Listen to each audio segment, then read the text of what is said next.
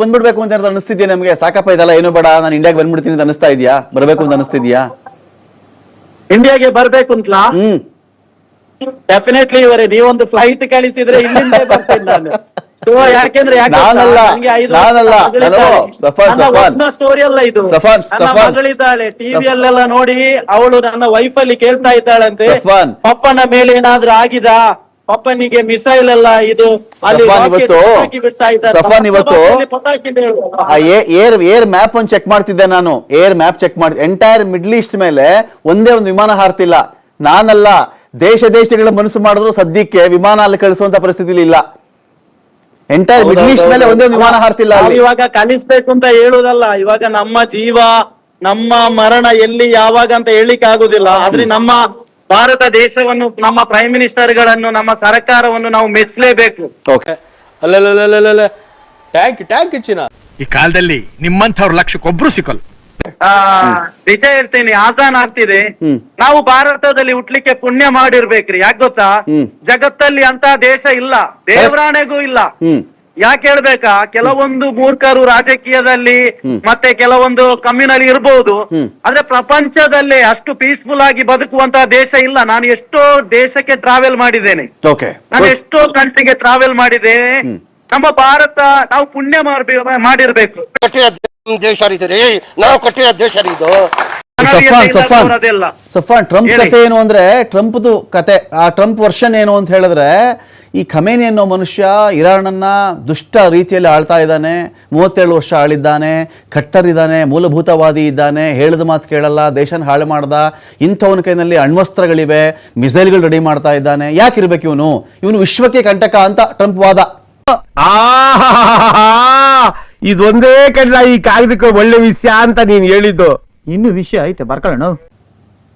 ಇವರೇ ನೋಡಿ, ಅದು ಟ್ರಂಪ್ ನೋಡಿ, ನಾನು ಅದಕ್ಕೊಂದು ಎಕ್ಸಾಂಪಲ್ ಕೊಡ್ತೇನೆ. ವೆನಿಜುವೆಲಾ ಎನ್ನುವಂತ ಒಂದು ಸಣ್ಣ ದೇಶ, ತುಂಬಾ ತೈಲ ಸಂಪತ್ತಿರುವಂತಹ ದೇಶ, ಏನು ಇಲ್ಲ. ಆ ದೇಶದ ಪ್ರಜೆಗಳು ಕೂಡ ಆ ದೇಶದ ಪ್ರೆಸಿಡೆಂಟ್ ಗೆ ಬಹಳಷ್ಟು ನಿಷ್ಠೆಯಿಂದ ಇದ್ರು, ತುಂಬಾನೇ ಖುಷಿಯಿಂದ ಇದ್ರು, ಚಂದನೆ ಅಲ್ಲಿ ಜೀವನ ಎಲ್ಲ ಸಾಕ್ತಾ ಇತ್ತು. ಯಾಕೆ ಆ ದೇಶದ ಪ್ರಧಾನಿಯನ್ನು ರಾತ್ರೋರಾತ್ರಿ ಕಟ್ಟಿ ಹಾಕಿಕೊಂಡು ಬಂದು ಟ್ರಂಪ್ ಅಮೆರಿಕಕ್ಕೆ ಕರ್ಕೊಂಡು ಬಂದು ಇದು ಮಾಡಿ ಅವರಿಗೆ ಹಿಂಸೆ ನೀಡಿ ಟ್ರಂಪ್ ಆಯಿಲ್ ತಗೋಬೇಕಲ್ಲ ಅಲ್ಲಿರೋದು.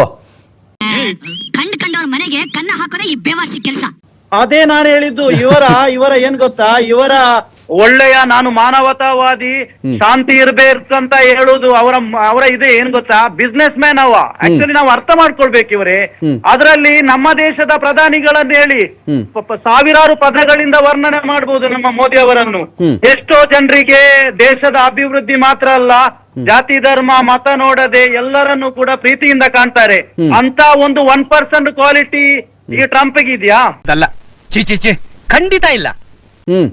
ನಾನು ಕೇಳುದು 1% ಕ್ವಾಲಿಟಿ ಇದೆಯಾ? ಈಗ ಏನು ಗೊತ್ತಾ, ಜಗತ್ತಲ್ಲಿ ಕಣ್ಣ ಕಪ್ಪಿ ಮುಷ್ಟಿಯಲ್ಲಿ ಇಟ್ಟುಕೊಳ್ಬೇಕು. ಜಗತ್ತಿನ ಏನು ಕ್ರೂಡ್ ಆಯಿಲ್ ಇದೆ, ಎನರ್ಜೀಸ್ ಇದೆ, ಆಯಿಲ್ ಇದೆ, ಇದನ್ನೆಲ್ಲ ಫ್ಯೂಚರ್ ಅಲ್ಲಿ ಕೂಡ ನಮ್ಮ ದೇಶವೇ ಏನು ಸರ್ವಾಧಿಕಾರದಿಂದ ಇರ್ಬೇಕು, ನಮ್ಮ ದೇಶವೇ ದೊಡ್ಡನ್ನ ಅನ್ನುವಂತಹ ಜಂಬದಿಂದ ಮಾಡ್ತಾ ಇರುವುದು. ಇದು ಶಾಂತಿಗಾಗಿ ಮಾಡೋದಿದ್ರೆ ಯಾಕೆ ರೀ ಇರಾನ್ ನಲ್ಲಿ ಮಕ್ಕಳ ಮೇಲೆ ಇವರು ಬಾಂಬ್ ಹಾಕುದು ಯಾಕೆ? ಶಾಲೆಯಲ್ಲಿ ಮಕ್ಕಳಿರದೆ ಯಾರು ಮತ್ತೆ ವಯಸ್ಕರು ಇರ್ತಾರ? ಈಗ ನೀನ್ ಮಾಡ್ತಿರೋದು ನಿನಗೆ ಸರಿ ಅನ್ಸುತ್ತೇನೋ? ಸಫಾನ್, ಈಗ ನೀವು ಸೇಫಾ? ಸಫಾನ್ ಅಲ್ಲಿ ನೀವು ಸೇಫಾ? ಊಟ ತಿಂಡಿ ಅಲ್ಲಿ ಅಂಗಡಿಗಳು ಅಥವಾ ಮೆಡಿಕಲ್ ಶಾಪ್? ನಾವು ಆಕ್ಚುಲಿ ಏನ್ ಗೊತ್ತಾ, ನಾವು ಸೇಫ್ ಅಂತ ನಮ್ಗೆ ಈ ಕಂಟ್ರಿ ಮೇಲೆ ವಿಶ್ವಾಸ ಇದೆ, ನಮ್ಗೆ ಏನ್ ಆಗಲ್ಲ ಅಂತ.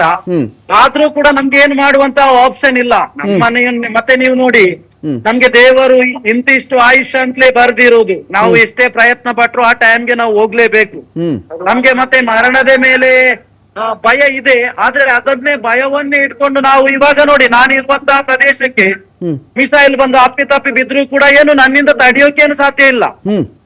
ಅದು ದೇವರ ಇಚ್ಛೆ. ಒಂದು ಕಡೆಯಲ್ಲಿ ಆಜಾನ್ ಆಗ್ತಿದೆ, ನಮ್ಗೆ ರಂಜಾನ್ ತಿಂಗಳು ಉಪವಾಸ ಇದೆ.